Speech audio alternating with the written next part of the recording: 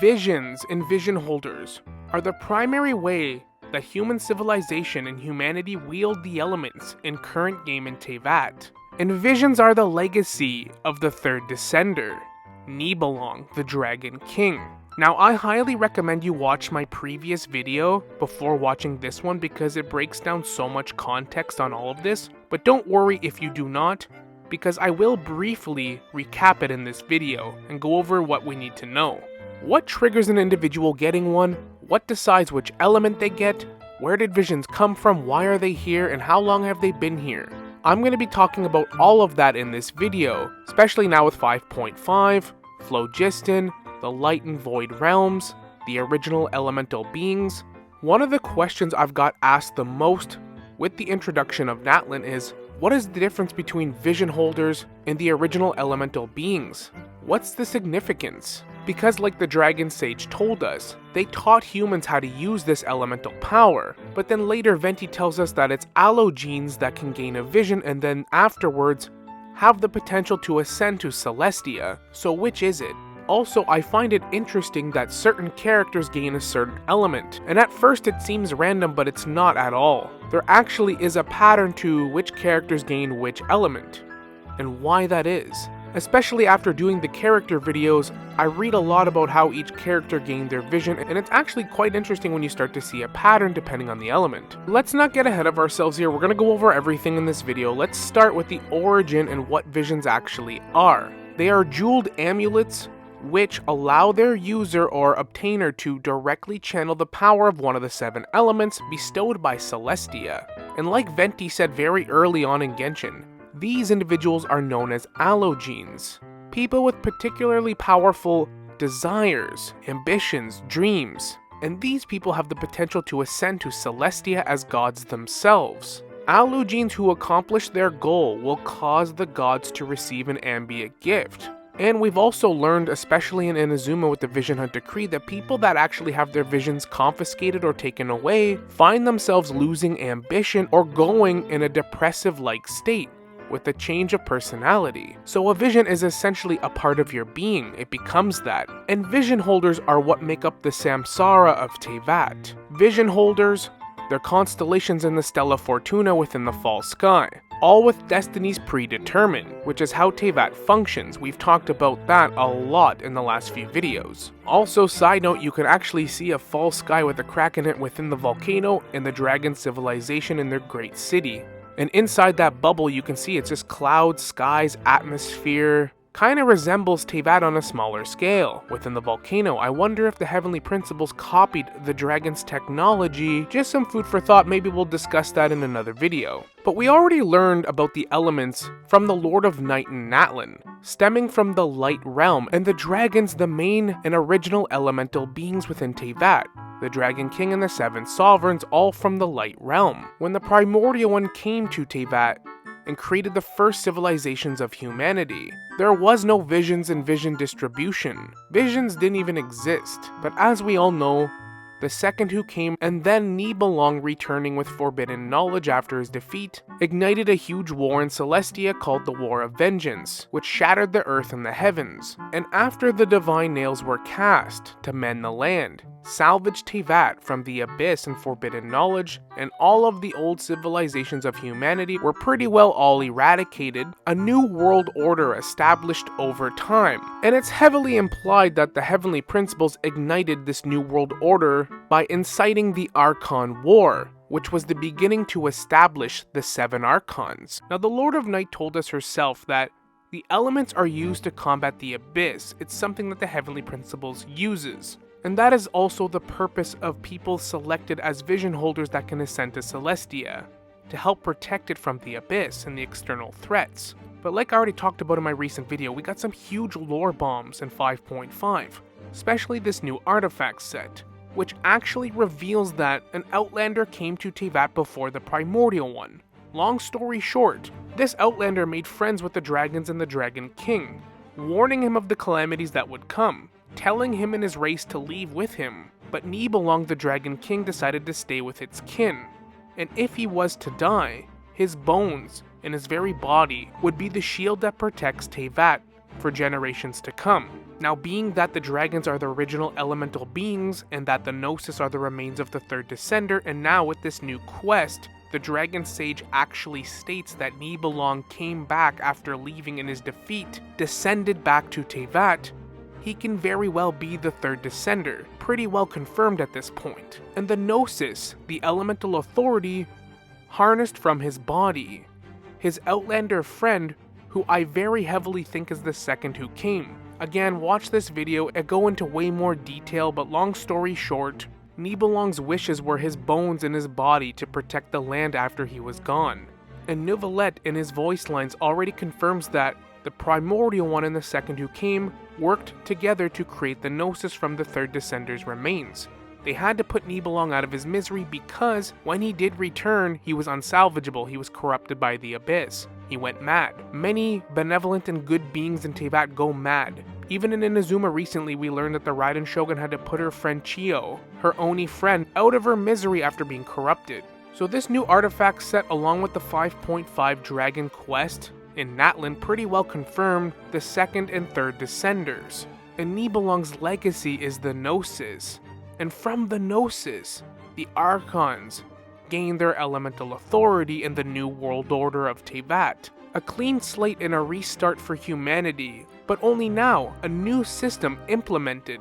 A new system that can use and harness a fraction of the elemental powers of the Gnosis, Nebalong's remains, to give ordinary mortals with high ambitions and promise a fraction of that power of the elements, these known as visions. And that is where visions were first introduced to Teyvat and why the Archon War had to happen to begin with. So 7 victors could claim a portion of that authority and rule over their respective nation and element. The current world of Teyvat, all the playable characters we use and all their visions, all their cool stories, how they got their vision, it's all Nebalong's legacy, brought to fruition by his Outlander friend, the second who came.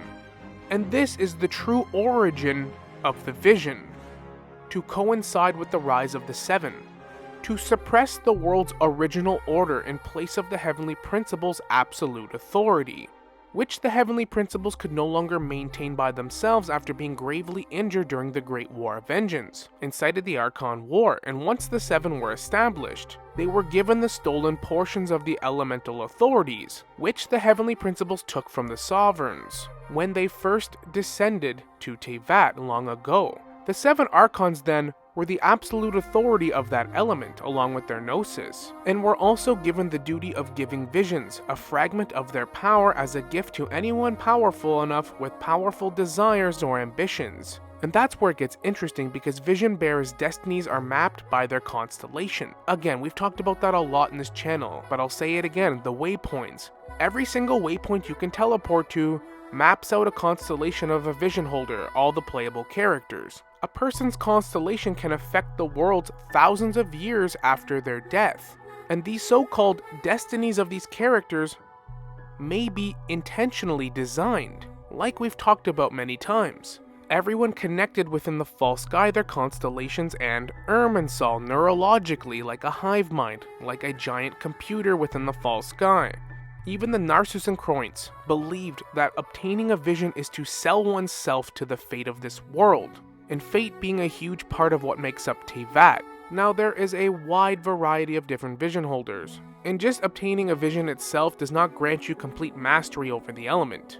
It takes practice, and as a result, the strength and capability of all vision holders varies greatly. Shenhe, for example, has great mastery over cryovision, because she was also trained in the Adepti arts. Yao Yao, having a dendro vision, can harness dendro powers but through a mechanism or device. And even somebody like Charlotte in Fontaine can harness the power of cryo through her camera.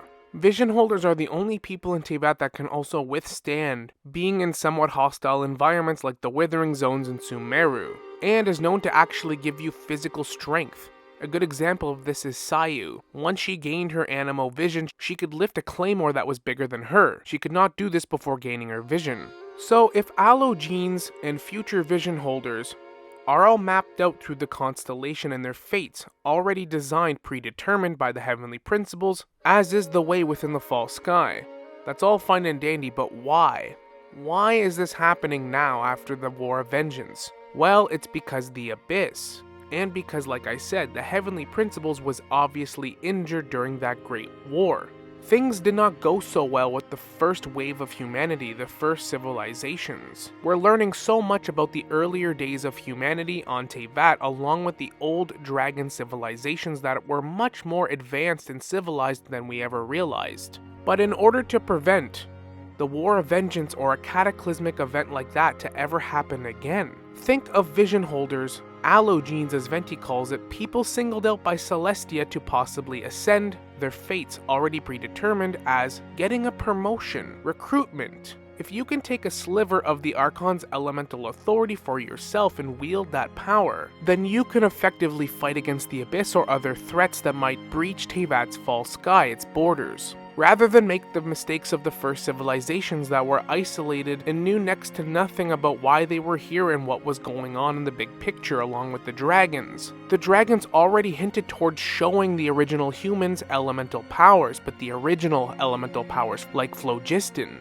The original humans and dragons had that in common. They were both ruled by the Heavenly Principles. One was usurped, but humans were still governed by Celestia and the Shades. And humanity and the dragons both had the desire to rule themselves, break free from the shackles, the prison that is this world. And the more we learn about the dragons, the more we learn that they collaborated with the humans a lot, like we learn in Ochkanatlan, and honestly, until proven otherwise, I will always believe that Conria, the entire nation's existence, the way they caused the cataclysm and rebelled, without an Archon, with such crazy technology and abyssal powers, dabbling outside Teyvat with forbidden knowledge, the art of Kemia, crazy ruin alien technology, I will always believe that this was an influence of the dragons, especially with the new book, Men of Lithin. I wouldn't even be surprised if a good batch of humans have dragon DNA. And I think these humans from Conria were part of the old civilization that should no longer exist within Teyvat. Their fates and constellations not part of the new data system that is Teyvat, which is why they can't die and go to Irminsul, they must stay immortal. But since this all happened, Celestia decided with the new humanity, after the War of Vengeance, can earn a fragment of elemental powers through sheer desire and willpower, special capable individuals, that triggers this phenomenon. And if you read every single character story and how they gain their vision, gaining a vision in Teyvat is favor from the gods. It's something to be celebrated. It's a good thing. Little do they know that they're being kept in the dark from what existed prior to this current humanity. The old humans and the old dragon civilizations. This is all forbidden knowledge that people are not allowed to learn. And by doing this, it's actually genius. Vision holders are essentially like those employees that do really well and overachieve, so they get a reward, bonuses, a little bit of a pay raise, keeps them loyal, keeps them happy, without knowing what's going on in the big picture, and the Archons are effectively the supervisors of Teyvat for each element. But what I find weird is Archons don't actually pick who gets a vision is because, again, it's all part of the hive mind that is Teyvat. Like I've said many times, Teyvat is like a literal computer, everything predetermined and programmed within it, the false sky and Irminsul. That is why Archons, although a fragment of their elemental authority is being given to vision holders, they don't actually pick because they don't have a say. But like we talked about, Archons are responsible for distributing visions even though they don't actually have a say or select people they specifically want to gain one. Proof of this is the Raiden Shogun or Raiden A. Nobody gained an Electrovision for a whole year. We know that she was hiding in the plane of Euthymia while her dictator puppet was confiscating visions, but the distribution of visions is correlated with the Archon's will, which was actually genius for the Fatui Harbingers to orchestrate this, because with the lack of visions, not only being distributed but even confiscating already obtained ones, what a great time to market delusions, am I right? Such a sinister plot. I'm glad nothing like this ever happens in our real world. Seriously though, can you imagine if somebody made a car that ran on water instead of gas? That guy would go missing overnight. But this phenomenon even drew the attention of the Sumeru Academia, because people in Inazuma still gained visions during that time, just not electrovisions. So if you're living in Inazuma in a decree, you can still obtain a geovision. Actually, Chiori did this. during the decree and then bailed out to Fontaine. Super smart on her part. But imagine if you're just fundamentally a person destined to gain an electrovision. Man, that sucks. I just think it's very interesting and intriguing how Teyvat collectively functions like a hive mind for specific people to gain specific visions for very specific reasons. And if you think about it, the current system and new world order of Teyvat with visions and archons functions a lot like Honkai Star Rail. Honkai Star Rail has something called eons, but instead of presiding over a region, the eons preside over the collective universe and represent a path or ideal like destruction, abundance, preservation, harmony, and path striders are people that can draw just an itty bit of that power. People that fundamentally coincide with that path. People in Teyvat that gain visions are kinda like that, with a specific archon and ideal. However, we do know that each archon represents something. They all have their ideals. So in a way, each vision holder that gains a specific elemental vision gains a vision that's specific to the element the archon represents and to that person that gains the vision. Now, it's not an exact science, but I've done some research and I've done a lot of character videos talking about each character and how they gain their vision, and I've learned a lot. And what I've learned is that there's a pattern. For example, Hydro characters seem to really protect and care for somebody deeply, and the people in Teyvat that this applies to more than anyone appear to gain the favor of the gods and are bestowed a Hydro vision. And it's not random that it's Hydro. All Hydro users care deeply for the people around them. And honestly, if you look at Hydro characters, it adds up. Sometimes it's a little trickier to pinpoint, but even somebody like Tartaglia, who just lives and breathes to fight, you would think that maybe he would gain a different vision, but no. Think about Tartaglia and why he fights, who he cares about the most. He is incredibly close with his family, his parents, and his little brother and siblings. All Geo characters seem to be very loyal and passionate about achieving something. For Chiori, which I just went over in my Inazuma characters video, it was about being a designer and making clothes and moving away from Inazuma to Fontaine to pursue her dreams. Ning Wang, with her business in Liyue, becoming one of the richest people in Teyvat. Even Arataki Ito, going out on his own with his Arataki gang. All Animo characters seem to value freedom above all else, in some capacity, like Jean being from the Nation of Freedom and from the Gunhilder clan, the people that worship Barbados and freedom more than anyone. The Wanderer, who wanted to be free from the Fatui Harbingers, his past traumas, and everything that controlled him up until this point. Kayadahara Kazuha, who also wanted to be free from the decree, but also even before that. He was described as somebody who never really cared for worldly possessions, wanted to be a free spirit and a wanderer. Even somebody like Sayu, who was nearly killed in battle and escaped with her life. All she desired was to be able to protect herself and not have to live defenseless and scared, which is a form of freedom in a sense, and she woke up that next day with a vision. All Pyro characters are intensely passionate about something. It can be something more serious like D-Luke in Hunting the Abyss, avenging his father, hating the Knights of Avonius. Yoimiya, passionate about people, fireworks, her business. Hu Tao also with her business and her clients. Klee with her bomb making, I guess. Xiangling with her cooking. All the Electro characters gain their vision from a very intense circumstance, and we're all very determined to do something in that moment, like Captain Beto, who stayed out in the ocean for several days, wide awake without any sleep till she slayed this huge sea monster that was absolutely decimating all the ships. Razor, fending off some monsters to save the life of one of the wolf pack. Both extreme cases. Then there's cases like Kuki Shinobu, who lived in Inazuma in a family of shrine maidens, and was also going to be a shrine maiden, but in that moment decided to leave her family, her friends, and her possessions behind and just leave. Go off on her own. That's how she got her vision. Determination in the moment. The need to accomplish something, the desire to do something in the moment. For the cryo visions, it was a little bit tricky, but it seems to be making a very life-changing or altering decision or resolution in the moment they receive a vision. Rosaria had to kill her adoptive father, and that changed her life forever. We all know that Chi-Chi is a zombie now, but right before she died, she realized just how much she wanted to live. For Ayaka, it was when her mother died, and then she had the realization that she is no longer a child, and she and her brother are all that's left of the Kamisato clan, and the future of their clan rides with them. So for her, it was a realization and decision to grow up in that moment. Dendro by far is the hardest one, but for the most part, Dendro seems to be a connection to other people, bonding with people, like Tagnari, who helps people, Kiara, who also helps people, and deals a lot with people day to day, delivering packages and is very impressionable, loves human interaction. Baiju, who treats people, focuses on medicine and healing people, learning the ins and outs of people and how to cure them.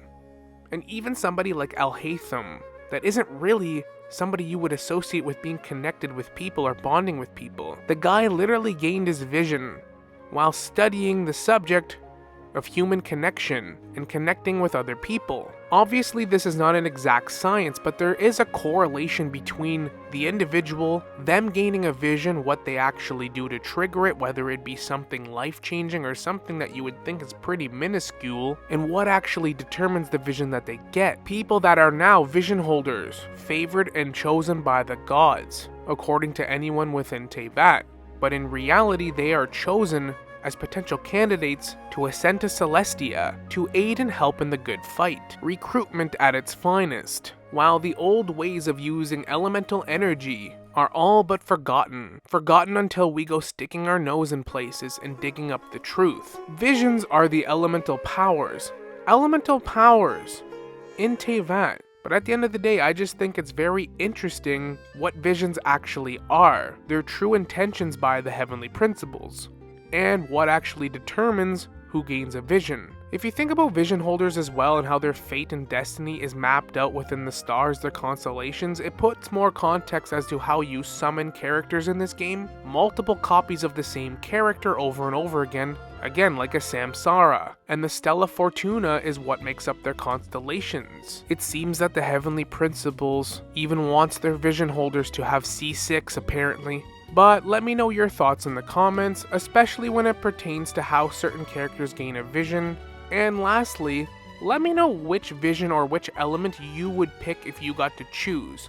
Let me know what element you would choose, and let me know which element that you think you'd actually get, along with your weapon type. For me personally, I would be choosing to be an animal polearm user, but I know for a fact, especially after researching this video, that I would probably be Electro, or Geo maybe. One of the two. So definitely let me know which element you think you'd actually get and which one you would choose if you could. Thank you for watching. I hope you enjoyed the video. Like and subscribe if you'd like to see more content like this. And as always, we will see you all in the next one. Later.